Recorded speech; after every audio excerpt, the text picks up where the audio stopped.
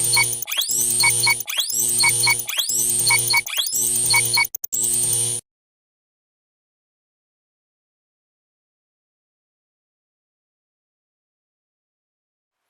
assalamualaikum warahmatullahi wabarakatuh. Ketemu lagi dengan saya. Hari ini kita membahas, atau kali ini kita membahas tentang UTBK 2019-2020 mengenai trigonometri.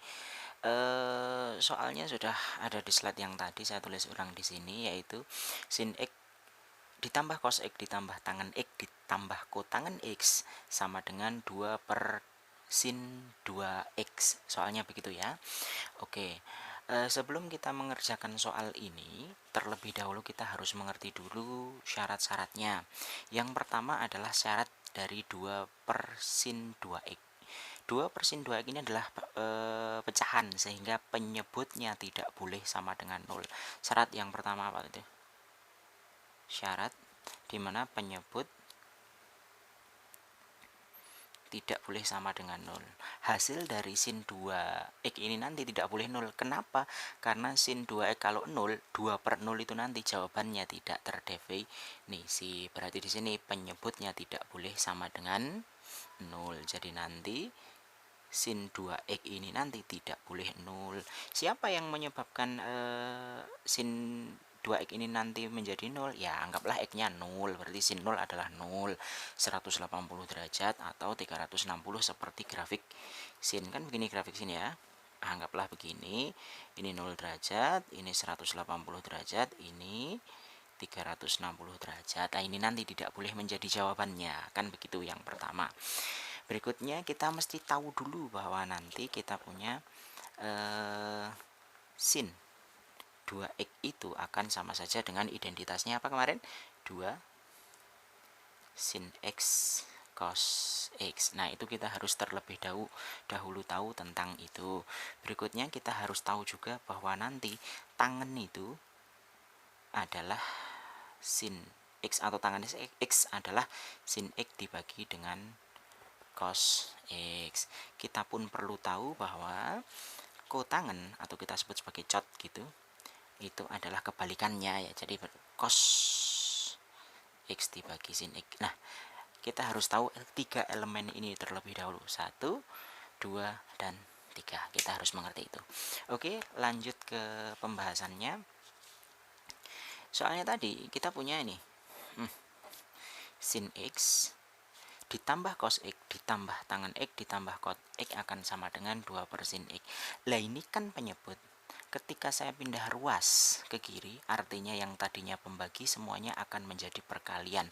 Berarti segini harus kita kalikan semuanya dengan sin 2x, sehingga saya punya sin x sin 2x ditambah cos x ini ya, cos x dikalikan berarti ya dikalikan sin 2x ditambah dengan tangen x dikalikan dengan sin 2x ditambah cot x sin 2x akan sama saja dengan, lah ini 2 per sin 2x kalikan sin 2x, hasilnya nanti 2, karena yang bawah itu 1.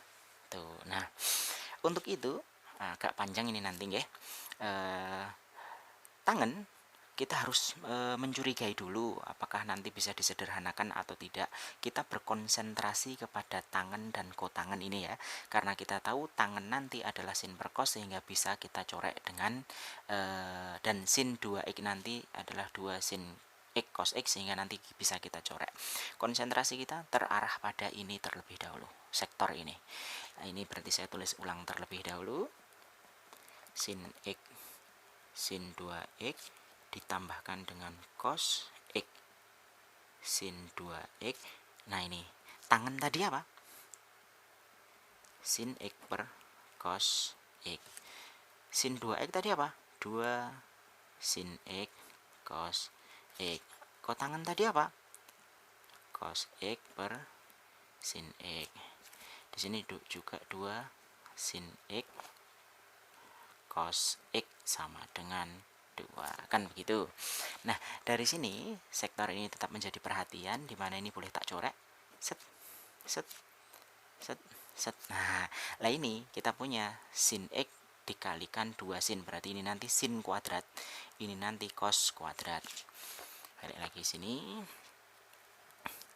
sin X, sin 2X ditambah cos X sin 2X. Nah, ini kita kalikan langsung, 2-nya tetap, sin X kali sin X berarti sin kuadrat X ditambah 2-nya ini tetap, cos X dikalikan cos X nanti ketemu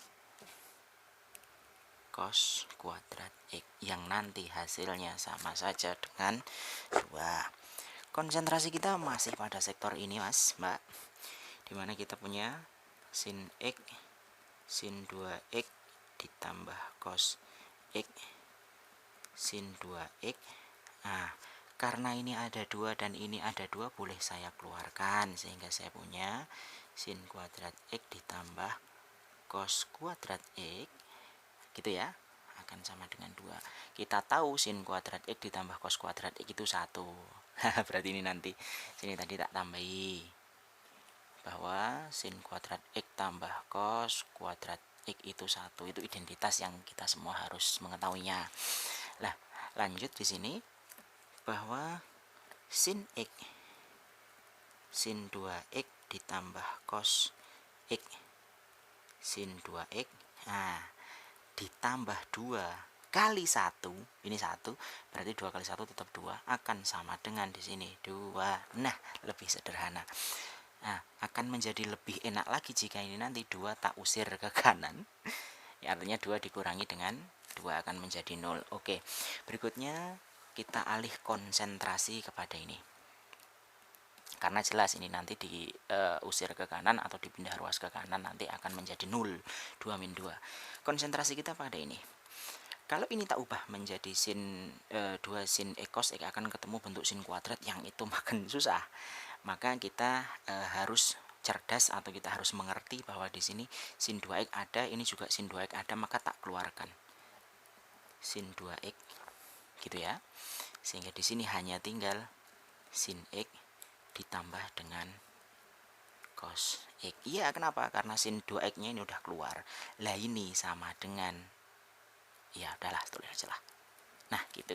Artinya 2 dikurang dengan 2, nanti hasilnya 0. Lah dari sini kita ngerti bahwa syarat yang tadi apa? Kalau saya punya sin 2X, set, di sini sin X ditambah cos X, nah ini 0. Lah berarti kan di sini sin 2X itu juga harus 0, atau sin X ditambah cos X itu juga harus 0. Tapi di sini kita lihat, apakah melanggar syarat yang tadi?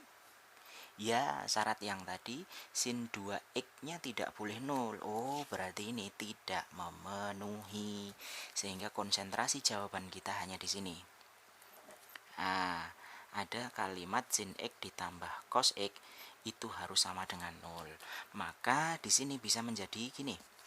Sin X sama dengan min cos X, atau cos X akan sama dengan negatif sin X. Nah, gini. Nah, tugas kita hanya tinggal mencari siapa nilai X yang berada di situ. Oke. Nilai sin dan nilai cos yang sama, anggaplah dia berada di kuadran 1, itu adalah 45 derajat, kan gitu. Tapi jawabannya bukan 45 derajat. Kenapa? Mereka jawabannya saling berkebalikan. Anggap dia di kuadran 1 dulu. Anggap X-nya berada di KW1, yaitu 45 derajat. Kan begitu, kita anggap seperti itu. Padahal bukan, kan gitu. Lah, mana kuadran mana? Kita punya kuadran di sini. Kuadran mana di sini? All, sin, tan, cos. Lah, kuadran mana jika sin X positif maka negatif, cosnya negatif, itu di kuadran 2. All, sin, tan, cos. Berarti di sini jika sinnya positif maka cosnya negatif. Kalau dia diusir ke KW2 alias ditransfer ke KW2, Apa rumus transfernya, yaitu 180 min alfa, yaitu 180 dikurang 45, ketemunya 135, kan begitu.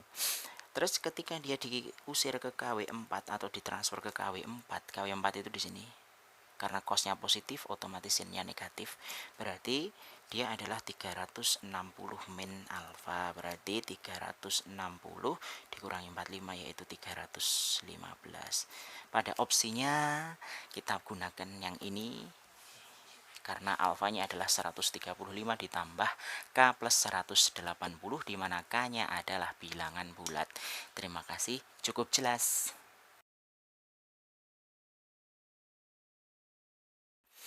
Berikutnya soal yang nomor 2, kita masuk kepada limit. Limit tersebut mendekati tak terhingga dari 2x dikalikan dalam kurung akar 9 plus 10 per x dikurangi dengan 3, itu nanti hasilnya berapa.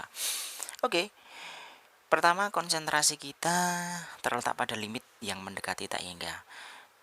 Nah, terpaksa kita harus menjabarkan terlebih dahulu sampai jatuh pulpennya. Bagaimana penjabarannya? Limit tak terhingga itu nanti kemungkinan cuma ada dua.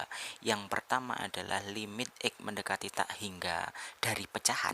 Saya tulis gini, limit x mendekati tak hingga dari pecahan itulah kita anggap sebagai a x pangkat n gitu. Terus di sini b x pangkat m, anggaplah begitu.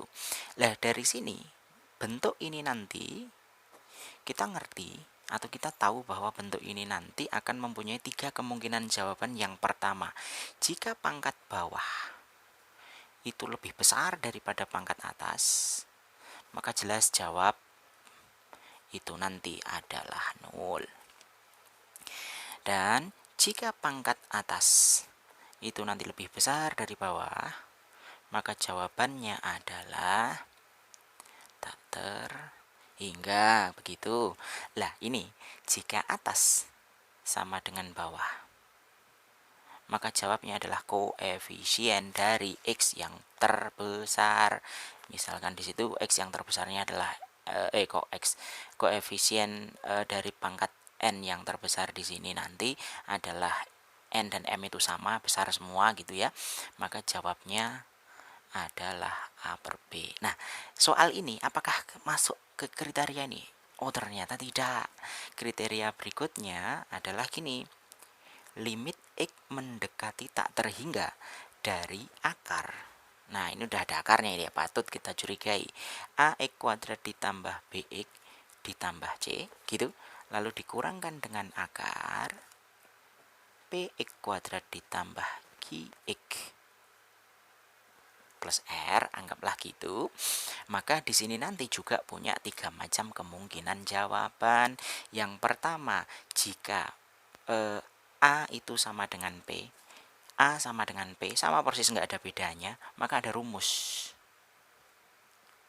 Nah, agak geser sedikit. Rumusnya apa?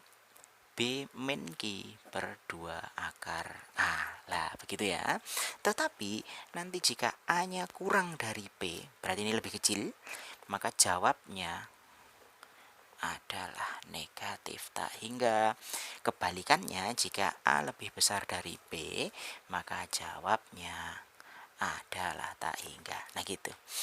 Nah, kita mau pindah atau mau transformasikan ini ke sini. Kenapa? Karena dia ada bentuk akarnya, kita curiganya itu. Oke, soalnya ke sini. Gitu ya. Kalau ini perkalian 2x dikalikan, maka tak kalikan gini dulu ya. Kalau bahasa saya perkalian pelangi kan gitu ya. Kita kalikan pelangi, di mana di sini 2x dikalikan akar dari 9 plus 10 per x, atau 2x dikalikan min 3, kan gitu. Maka saya punya limit x mendekati tak hingga dari 2x. Nah, gitu. Terus di sini akar 9 ditambah 10 per x min, nah ini kalikan ini gitu ya, jadinya 6x lah. Kita punya nih itu Mas Mbak. Setelah itu kita proses. Lah kita harus ngerti dulu, saya tambahkan pengertian di sini. Kalau saya punya angka 5 itu akan sama saja dengan 5. Betul nggih? Ya iyalah. Terus, tapi kalau saya punya gini, apakah iya 5 ini akan sama saja dengan akar 5? Oh, tentu tidak. Salah ini. Tetapi 5 akan menjadi benar jika ini tak tambah gini. Betul nggak? Sehingga 5 akan ketemu gini. Sama sekarang, tetapi bentuknya sudah berbeda. Lah, di sini kita terapkan di situ, Mas Mbak. Dimana kita punya limit X mendekati tak terhingga dari, lah ini belum ada akarnya, maka kita akarkan. Akar dari dalam kurung 2X yang dikuadratkan dikalikan dengan akar 9 ditambah 10 per X. Oke, tulisan saya masih jelas ya.